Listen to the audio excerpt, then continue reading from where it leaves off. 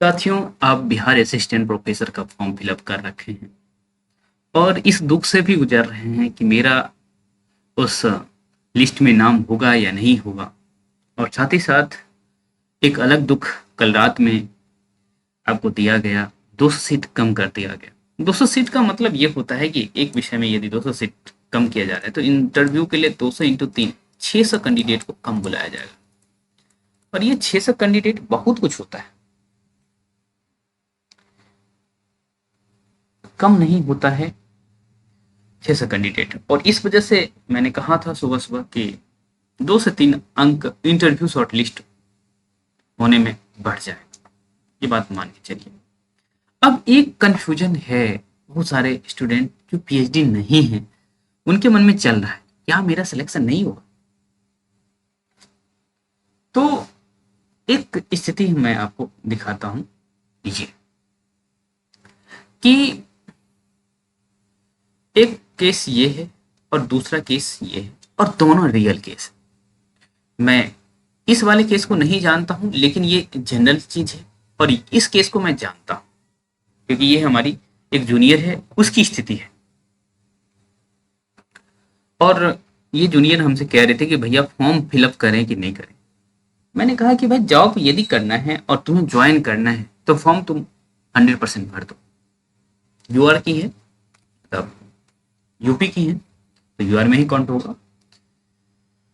तो एक सिनेरियो ये है कि भाई आपका 10th 12th कुछ इस तरह का है, यूपी बोर्ड में इस तरह का मार्क्स संभव था, कम से कम इतना तो संभव था कि अधिकतर मार्क्स 70 से 80 के बीच में आ जाए। लेकिन मैं 2016-17 तक की बात कह सकता हूं कि बिहार बोर्ड में विशेष तौर पे 12th का पॉसिबल ही नहीं था कि आपका बहुत ज्यादा मार्क्स आवे ना। आप रूबी राय पैटर्न को देख रखे हैं, उनको देख सब याद होगा आप लोगों को। बाद की स्थिति ये है कि भाई जैसे 19-20 के बाद की स्थिति है कि बच्चों को मार्क्स दिया जा रहा है और मुझे नहीं लगता है कि कोई 21-22 के आसपास के जो बच्चे हैं पास किए हैं वो अभी इस रेस में होंगे। वो अपनी अलग तरीके का लाइफ जी रहे होंगे, थोड़ा संघर्ष कर रहे होंगे। लेकिन अभी जो रेस में है वो ज्यादातर स्टूडेंट उसी केस के हैं। मेरे ख्याल से 2017 तक के ही स्टूडेंट है या बहुत से बहुत 2018 तक के स्टूडेंट आएंगे। उसके बाद के स्टूडेंट बहुत कम होंगे, है ना। यदि देख लिया भी जाए तो यदि कोई 19 में पास करता है, 19-3-22, 22-2 22-2 26, वो स्थिति में होंगे। यदि कोई 19 में 22 19-3-22 और 22-2 24, ना, तो ठीक है 19 तक के बच्चे को ला सकते हैं आप। उसके बाद की स्थिति तो मुझे नहीं लगता है कि आएगी।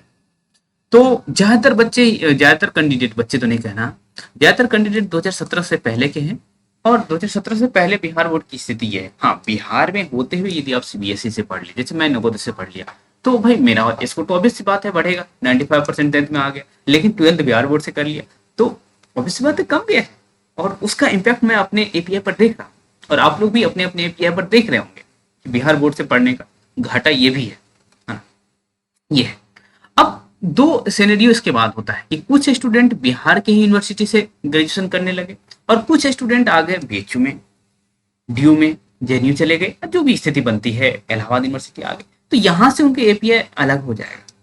एपीआई उनका क्या स्थिति बन जाती है, आराम से आप बीए के दिनों में 80 ला सकते हैं, एमए के दिनों में आप 70 से 80 के बीच में आराम से रह सकते हैं यदि आप बीएचयू आ गए या फिर इलाहाबाद चले गए। तो ये स्थिति बनती है आप यदि ठीक ठाक तरीके से लिख पा रहे हैं तो। और एक सिनेरियो ये भी आया था, बीच में कोरोना का दौर था, तो इस वजह से जो 2016-17 के स्टूडेंट हैं उनका क्या हुआ है, जो 2016-17 में 12th पास किए थे तो उनका जो मार्किंग है लगभग लगभग बराबर जैसा हो गया है, क्योंकि आप जान रहे थे ऑनलाइन एग्जाम हो रहा था और उसमें कोई स्थिति, तो ये स्थिति बनी पड़ी है कि बिहार बोर्ड से पढ़ने के बावजूद भी आप यदि बाहर निकल गए तो आपकी स्थिति ये बन गई है। हाँ, बिहार के कुछ यूनिवर्सिटी ऐसे हैं जो मार्क्स दे रहा हो, लेकिन जब वहाँ हम बातचीत करते हैं तो पता लगता है कि 75 मैक्सिमम हो गया, टॉपर का मार्क्स आ गया। तो उस स्थिति में ज्यादातर कैंडिडेट यही स्थिति में होंगे। और बात यह है कि भाई नीट और पीएचडी, जैसे आप बीएचयू आ गए या दूसरे यूनिवर्सिटीज में चले गए तो आपका जेआरएफ होने की जो पॉसिबिलिटी है वो बढ़ जाती है। अब इसका मतलब ये है कि माहौल का प्रभाव पड़ता है। ऐसा मैं ये नहीं कह रहा हूँ कि बिहार में कोई बच्चा पटना यूनिवर्सिटी से पढ़ रहा है तो उनका जेआरएफ नहीं होगा। ये बात मैं बिल्कुल नहीं कह रहा हूँ। एक हमारे जान पहचान के हैं, बिल्कुल मैंने ही उन्हें गाइड किया और वो जेआरएफ है। तो ऐसा नहीं कह सकते हैं कि वहाँ केवल नेट के स्टूडेंट हैं, बिल्कुल ये बात गलत होगा। जेआरएफ है लेकिन कम है। वैसे अमूमन भाई 1% जेआरएफ होते हैं तो वैसे भी कम होते हैं, लेकिन सेंट्रल यूनिवर्सिटीज में आप देखेंगे कि ज्यादा संख्या हो जाता है। अब बीएचयू में जब हम लोग थे एमए के दौरान में तो पूरे के पूरे लॉबी ही जेआरएफ हो गए थे, है ना, एक साथ सारे लोग जेआरएफ हो गए थे। तो ये होता है बीएचयू में, आप देख सकते हैं। लेकिन ये चीज बिहार में पॉसिबल नहीं है कि भाई एक साथ इतने जेआरएफ हो जाए। तो मैं भी बिहारी हूँ, लेकिन कंडीशन ये है। और उसके बाद उन्होंने पीएचडी कर लिया तो वो जा करके उनका एपीआई बन रहा है 66.95। ये कंडीशन मैंने रखा। मान लेते हैं कि ये इधर से हटा दीजिए, बहुत सारे ऐसे कैंडिडेट हैं जो नेट नहीं निकाल पाए, तो इसमें से और कम कर लीजिए, 8 अंक और कम कर लीजिए, तो आप देखेंगे कि भाई आपका 58 के आसपास बन रहा है। ये भी एक सिनेरियो होगा। तो पीएचडी जिनका हो गया है और उनका सिलेक्शन हो रहा है फाइनल, ये कह ही नहीं सकते हैं आप। हाँ, एक ऐसा भी कंडीशन है जो बिहार के कैंडिडेट हैं और जेआरएफ ले लिए हैं, इस कंडीशन में आकर के जेआरएफ ले लिए, तो भाई वो तो 70 तक पहुंच रहे होंगे ना। यदि एमए में 80 आपका पार कर गया तो आप आराम से 70 पहुंच रहे हैं। इस कंडीशन में आने के बावजूद भी मैं वैसे एग्जैक्ट कैलकुलेट नहीं किया, लेकिन फिर भी 65-70 के आसपास तो रहेगा ही। यदि आप कहें तो मैं वीडियो पॉज करके एक बार कैलकुलेट ही कर लेता। तकरीबन वो स्थिति बन रही है कि भाई आपका 65 से 68 के बीच आ रहा है। तो ठीक है, ये कंडीशन भी हो सकता है। जो बिहार के हैं लेकिन बाहर निकल गए, उनकी ये स्थिति है, जेआरएफ नहीं है। हाँ, जिनका पीएचडी है और इस स्थिति में है तो आप अपना सिलेक्शन 100% श्योर मानिए, क्योंकि जिनका भी मुझे लगता है कि 74 के आसपास एपीआई बन रहा है हिंदी साहित्य में, वो निकल लेंगे, उनका सिलेक्शन तो पक्का है 100% यूआर होने के बावजूद भी। और बिहार के हैं तो भाई आपका तो 100% श्योर है। एक सिनेरियो इधर आपने देख लिया कि भाई पीएचडी नहीं है और ये स्थिति है, तो हमारा सिलेक्शन ऐसे भी हो रहा है, तो बिना पीएचडी का सिलेक्शन तो हो रहा है, ये बात मान है।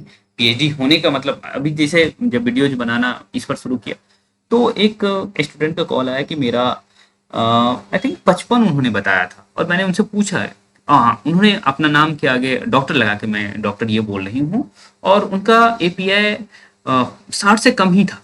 तो ये कैसे पॉसिबल हुआ होगा कि ये स्थिति बनी होगी कि उनका नेट है नहीं है लेकिन पीएचडी है, ये स्थिति बनी होगी। तो मैं थोड़ा सा अचंभित हुआ कि ऐसे कैसे हो सकता है। इवन मुझे जहां तक याद आ रहा है ना कि उनका एपीआई 55 के आसपास था, तो अब इनमें भी कम रहा होगा या क्या स्थिति बनी है। तो ऐसी भी स्थिति है, तो आप लोग डरिए नहीं।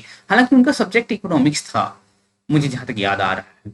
तो ये सारी बातें हैं कि भाई बहुत सारे सिनेरियो हैं, तो आप लोग अभी से मत डरिए कि भाई मेरा सिलेक्शन होगा कि नहीं होगा। हाँ, एक चीज और, हाइट जो सबसे अधिक है यदि रिजर्व कैटेगरी की बात करें तो ईडब्ल्यूएस और ओबीसी में बहुत हाइट है। हायर एजुकेशन में इन दोनों कैटेगरी के लोग बहुत अधिक हैं, लेकिन हाइट यहाँ कम है, ईबीसी, एससी, एसटी।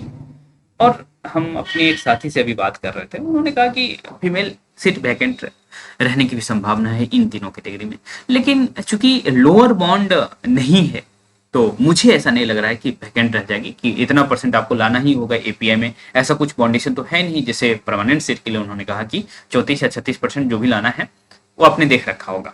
यहाँ ऐसा कोई पैरामीटर है नहीं कि सीट वैकेंट रहने की संभावना अब तो नहीं लग रहा है मुझे, क्योंकि बहुत सारे स्टूडेंट हैं जो बाहर निकल के पढ़ रहे हैं। विशेष तौर पर फीमेल में भी जब से नीतीश कुमार आए हैं तब से लोग अवेयर हुए हैं। तो मान सकता हूं कि भाई ये स्थिति है। और आप लोग को क्या लगता है, क्या मैं कहाँ गलत हूँ, और बाकी और भी बातें करने थे, कमेंट भी खुला हुआ है, और साथ ही साथ साहित्य सचर का टेलीग्राम ग्रुप है, तो आप जुड़िए और बताइए मुझे।